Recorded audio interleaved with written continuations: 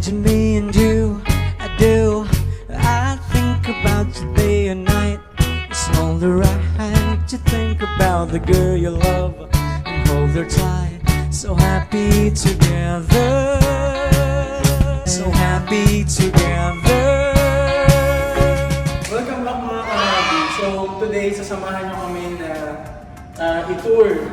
Samahan nyo kami mag-tour dun sa bago empty house tour. Samahan nyo kami mag-tour dun sa bago namin deliver na apartment.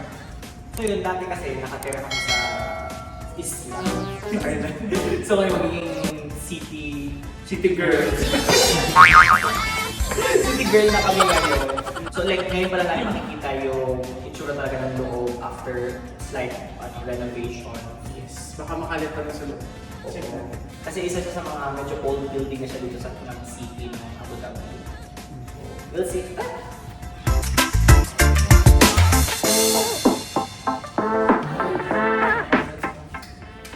So yan, ito yung maid's room. Medyo makalit. Saka may nag-party. Pero at least napalitan kasi yung una namin punta, madumi pa ito, tapos lumang-luma yung itsura. Parang puputok yung bumbilya niya. Oo. Actually, may tatlo kasi kami posa, so dito namin sila kilalagay. Yung cut liter nila, yung Oh, liter box nila. Liter box. So may sarili siya dito na shower. May sarili siyang sink. Yung sink medyo madumi pa siya. Ayan. May mirror. Ayan. Tapos yung kanyang toilet bowl. Medyo madumi pa.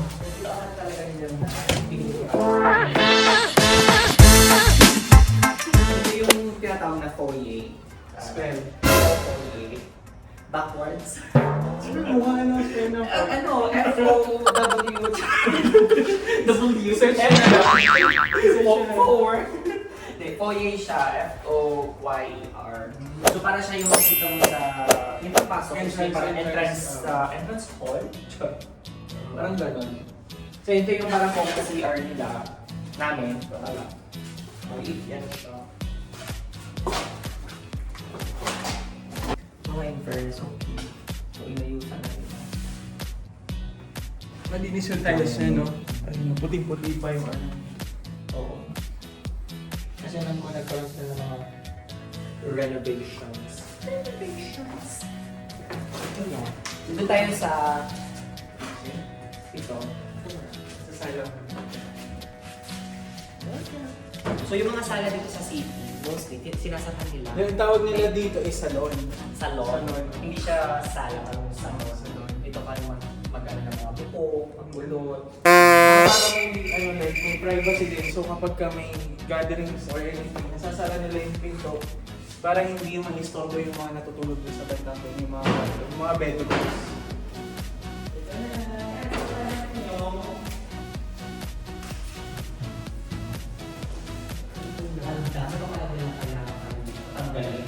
Sabi tapos na daw. So ito yung balcony. Maliit lang siya.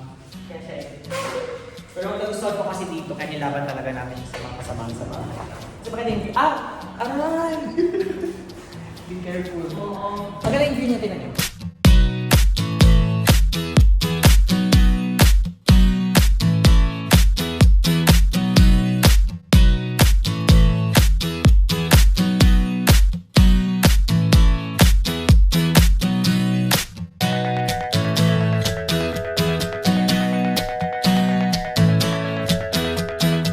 Sa mga maganda dito, yung birthday party dito sa bahay.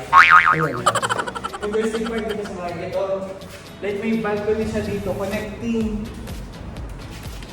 all the way to the kitchen, tapos yung dalawang bedrooms pa. Ito, tingnan mo. Oh, careful. Ayan siya, oh. So, ayan, isang diretso pa na maliit na balcony para connecting ba? Ayan. Katabi na ng foyer, yung kitchen. So, in fairness, nakaka natin yun. Ganda din siya kasi mo close mo yung kitchen, so may sarili siya. Are you a Scooby girl? Hindi masyado makangamoy yung mga niluluto. Pinatali na yung Yes, oo, pinatali nila yung Grabe. Dati kasi kulay gray to nung first na pumunta kami. So mas maaliwalas siya. Oo, mas malinaw siya, mas maliwanag siyang tingnan kasi lighter yung shade yung granite. Oo. So actually hindi pa siya totally na nalinis. Malinis yung mga cupboard.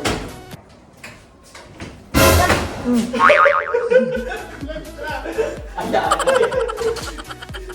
Ano yung kakakabit lang? Sira agad. Oh my God. May warranty pa yan. Malinis. Maliwanag yung kulay mo. Oo.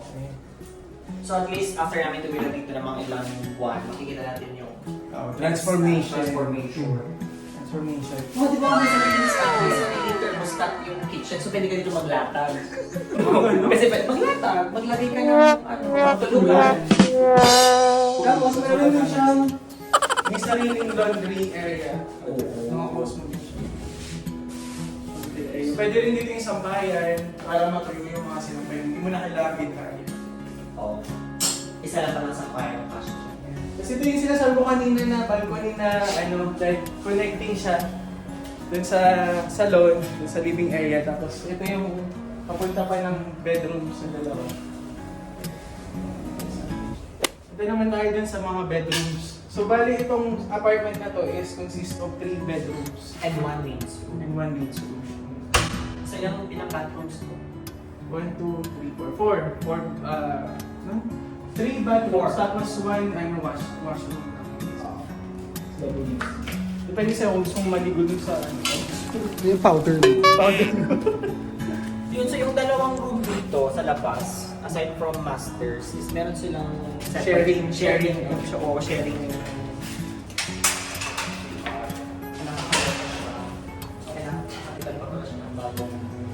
Alam mo, sobrang dumi talaga nito nung una. Pinalitan nila yung tiles. Parang, Oo, pinalitan nila yung tiles. Ayun, tingnan mo, ginagawa nila dito, tingnan mo.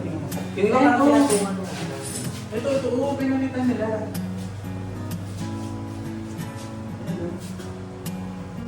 Palitan nila ng bago. Sarap pag namin yung Ayan, so ito naman yung magiging bedroom namin. So kami yung pinaka-bungan. So medyo challenging kasi makikita nyo lang ba?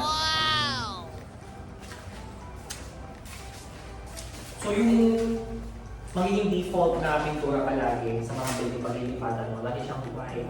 So parang sabi namin, since we have, ito yung maganda yung take away namin kasi ano siya, like from top to bottom, from side to side siya na window. Glass. So madaming light na papasok.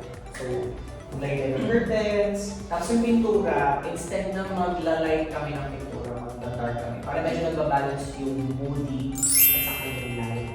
Kasi may enough brightness kasi siya. So dito sa mga klaseng room na to, okay lang na medyo mag-dark ka ng paint. So yun. So in fairness naman, kagandahan pa is meron siyang attached na Cupboard. Yes. Kasyang-kasya ang tao. Ayan, atas na yung cupboard. So baka hindi na namin dalhin yung ibang cupboard namin sa lumang bahay. Bakit siya may sariling mundo kasi? Ganun.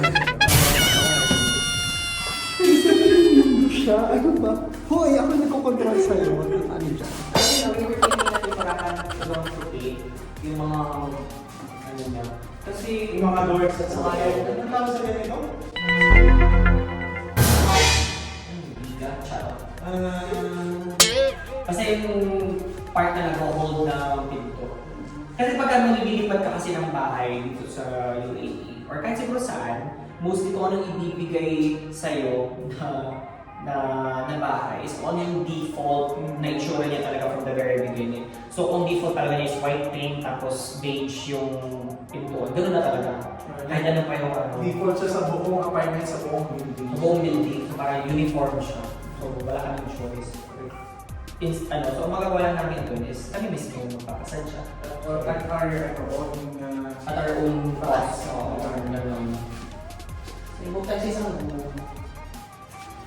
So yung isang room wala siyang cabinet, nasa labas. So semi-attached cabinet lang. Hindi may cabinet siya sa loob. So kung sa kabila, ano rin siya, like from top to bottom din na window, Pero hindi siya net full. Oo, hindi siya Kasi full. meron siya dito na yung parang haligi siguro yung buong meeting. Tapos may attach din siya na board. Oo. Pero linisin nila ito, alisin na ito mga nakadikit dito. Kung makikita naman natin in a few months yung transformation para Abangan niyo sa kasunod namin ng vlog yung magiging result. Transformation may nito. cabinet ulit dito. Ito yung cabinet ng main suite. Imagine ilang doors pa before siya makapunta sa ano. Tapos pagkabuo ko yung apartment na ito, may inclusion siyang ano.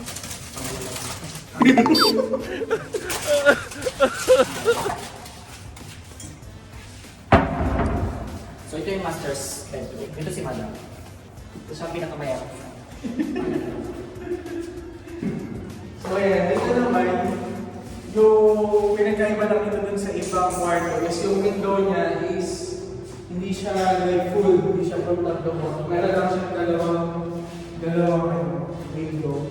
Siguro ang purpose niya kasi is mostly kapag kami masters is yung parents, so para may mas privacy sila.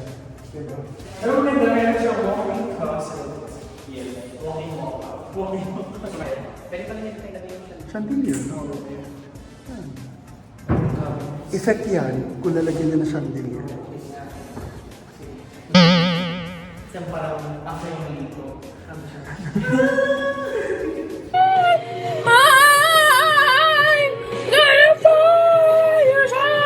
Yung bata! Ayan, sunod din yung kanyang washroom. May wash. Okay, so parang ganito, ang gusto ni Madam is dark na kanyang pintura. So we advise her na palitan na lang ng lighter shade. Kasi di ba mga... Kasi ito naman yung bintana niya.